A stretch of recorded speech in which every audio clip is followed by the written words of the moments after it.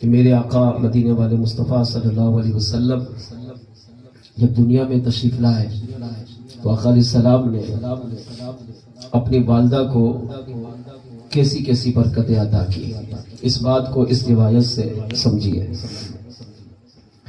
مصطفیٰ جان رحمت صلی اللہ تعالی علیہ وسلم جب اپنی والدہ کے وطن اقدس میں تشریف لائے تو رجب کا مہینہ تھا. رجب کا مہینہ گزرا اور پھر شعبان کا مہینہ گزرا تو پیارے آقا صلی اللہ تعالی علیہ وسلم کے والد سیدنا عبداللہ رضی اللہ تعالیٰ عنہ کا وصال ہو گیا.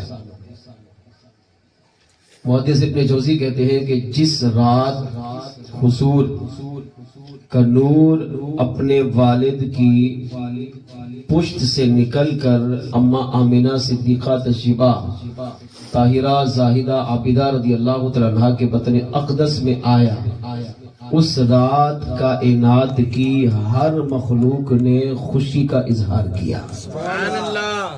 باقاعدہ یہ پوری کائنات میں اعلان کروایا گیا، جس طرح ہم اعلان کرتے ہیں نا، ایسے اعلان کروایا گیا کہ اے کائنات والو تمہیں مبارک ہو، آج امام الانبیاء اپنے والد کی پشت سے نکل کر اپنی والدہ کے وطن اقدس میں تشریف لا چکے ہیں. سبحان اللہ. اس وقت کائنات کی ہر مخلوق نے باقاعدہ جشن منایا.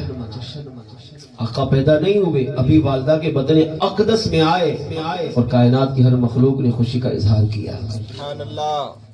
ام آمنہ صدیقہ طیبہ طاہرہ رضی اللہ تعالیٰ عنہا کے وطن اقدس میں میرے آقا جب 2 ماہ گزار چکے تو آپ کے والد سیدنا عبداللہ رضی اللہ تعالیٰ عنہ کا وصال ہو گیا. اب وصال کے بعد اگر شوہر کا انتقال ہو جائے تو اب بیوی عدت گزارتی ہے. اب عدت میں اس نے اچھے کپڑے نہیں پہننے، اسی طرح اپنے آپ کو بنانا سنوارنا نہیں ہے، خوشی کی بڑی بڑی تقریبات کے اندر جو گھر سے باہر ہوتی ہیں ان میں شرکت نہیں کرنا. ایک سوگ، ایک غم کی کیفیت میں اس نے 4 ماہ 10 دن گزارنے ہوتے ہیں. تو پیارے آقا صلی اللہ تعالی علیہ وسلم کے جب والد کا وصال ہوا اور کچھ دن گزرے تو مکے کی کچھ عورتیں جمع ہو کر حضور کے دادا سیدنا عبد المطلب رضی اللہ تعالیٰ عنہ کے پاس حاضر ہو گئی. عرض کیا کہ شوہر کے انتقال کے بعد بیوی عدت میں بیٹھتی ہے، سوگ مناتی ہے اور اس میں وہ خوشبو زیب و زینت کی چیزیں استعمال نہیں کرتی. آپ نے فرمایا ہاں ایسا ہی ہے. اور تو نے کہا مگر ہم نے دیکھا ہے کہ بی بی آمنہ تشریفہ صدیقہ طاہرہ رضی اللہ تعالیٰ عنہا شوہر کے انتقال کے باوجود بھی خوشبو استعمال کرتی ہے، شوہر کے انتقال کے باوجود بھی زیب و زینت کی چیزیں استعمال کرتی ہے. تو آپ بڑے ہیں، اب یہ تو امام الانبیاء کا گھرانہ ہے، امام الانبیاء کی والدہ ہے، تو آپ جا کر انہیں سمجھائیے کہ وہ اس طرح کی چیزیں استعمال نہ کریں، کیونکہ یہ جو زندگی گزارے گی تو بعد کی عورتیں، دیگر مکے کی عورتیں بھی ان کے نقش قدم پہ چلیں گی. اگر یہ عدت کے دوران، سوگ کے دوران خوشبو استعمال کریں گی، زیب و زینت کی چیزیں استعمال کریں گی تو مکے کی عورتیں ان کی دیکھا دیکھی میں ان کی پیروی کر کے وہ بھی پھر عدت کے دوران خوشبو استعمال کریں گی، اچھے کپڑے پہنیں گی، زیب و زینت کی چیزیں استعمال کریں گی. تو لہذا آپ جائیے اور ان کو جا کر سمجھائیے.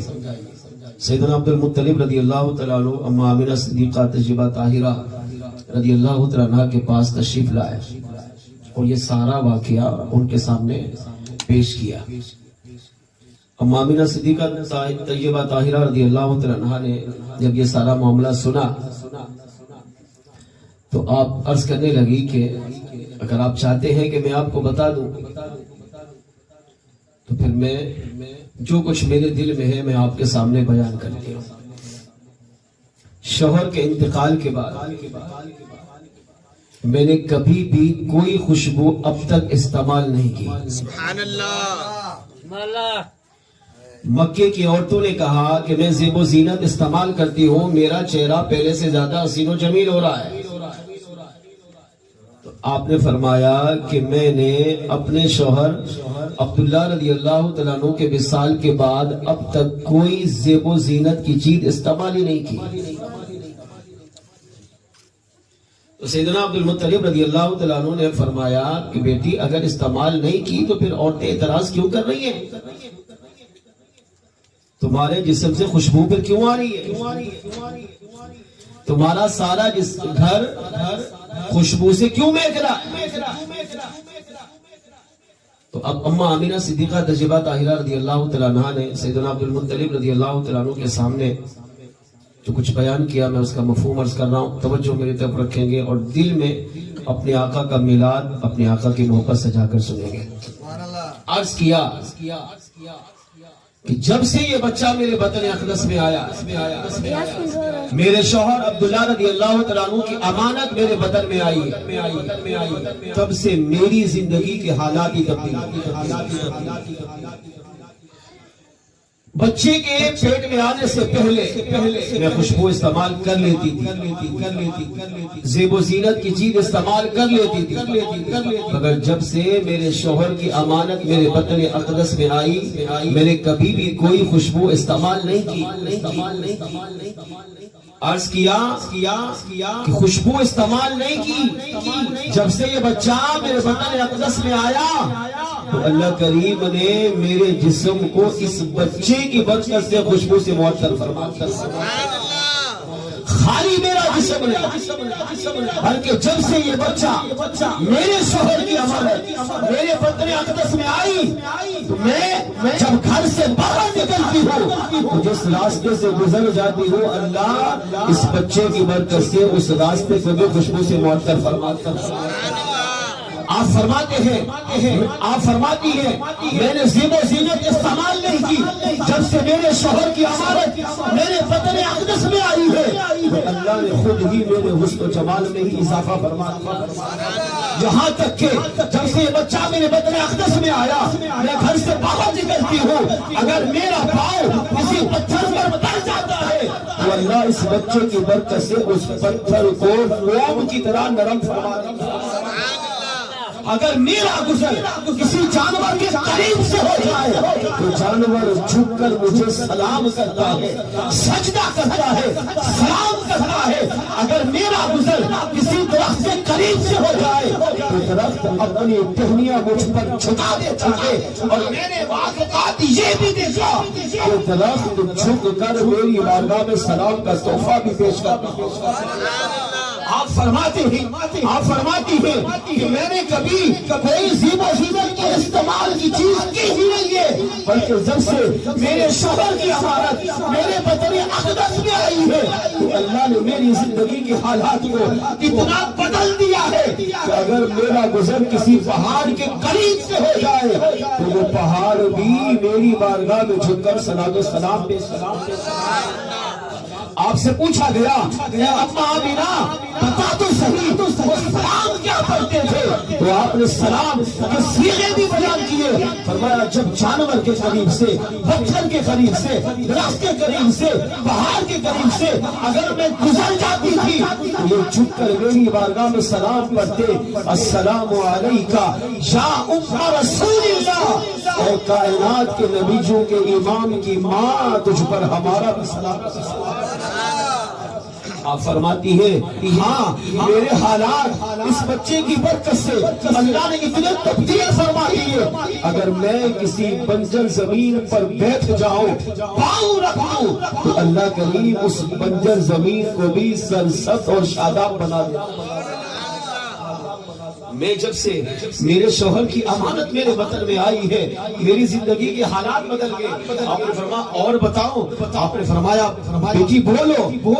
عرض کرنے لگی جب سے امانت میرے وطن اقدس میں نہیں تھی اگر میں کنویں میں جاتی تھی تو مجھے ڈول لے کر جانا پڑتا تھا، رسی تلاش کرنی پڑتی تھی، رسی ڈول پر باندھ کر ڈول کو کنویں میں ڈال کر پانی نکالنا پڑتا تھا. لیکن جب سے میرے شوہر کی امانت میرے بطن اقدس میں آئی ہے جب میں اب پانی بھرنے کے لیے کنویں پر جاتی ہوں ہوں مجھے رسی کی حاجت نہیں پڑتی، ڈول کی حاجت نہیں پڑتی، بلکہ پانی کنویں کی گہرائی سے نکل کر کنارے پر آ کر میری قدم بوسی پانی بھی کنویں سے اوپر آ کر کناروں پر چھلکنے لگتا ہے، میری قدم بوسی کرتا ہے، گویا کہ وہ پانی بھی زبان حال سے یہ کہہ رہا ہوتا ہے، اے نبیوں کی امام کی ماں تجھ پر ہمارا بھی صلاۃ۔ پانی بھی حضور کا دیدار کرنے کے لیے، حضور علیہ السلام کی برکت لینے کے لیے اپنی گہرائی کو چھوڑ کر کناروں پر آ کر اماں آمنہ صدیقہ کی قدم کے بوسے لینے آپ عرض کرنے لگی کہ میں نے تو کوئی زیب و زینت استعمال ہی نہیں کی، جب سے میرے شوہر کی امانت میرے بطن اقدس میں آئی ہے اللہ نے میری زندگی کے حالات کو ہی تبدیل کر دیا۔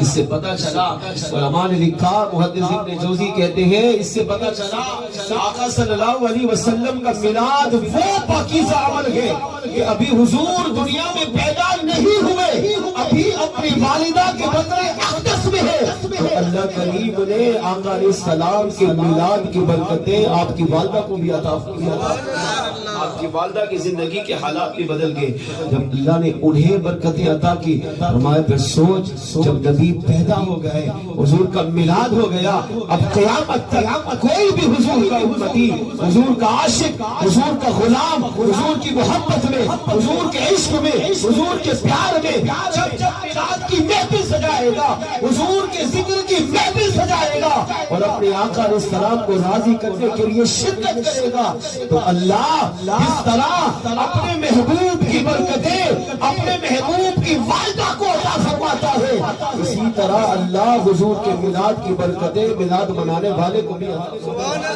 نعرہ تکبیر! آج یہ مل کر آپ بھی حضور کے میلاد میں شامل ہو جائیے۔ تیرا کعبہ میں تیرے گیت گاوا یا رسول اللہ، تیرا میلاد میں کیوں نہ مناوا یا رسول اللہ، تیرا میلاد میں کیوں نہ مناوا یا رسول اللہ۔ جگہ بھاگ میری ابویوب دیوانو، جگہ بھاگ میری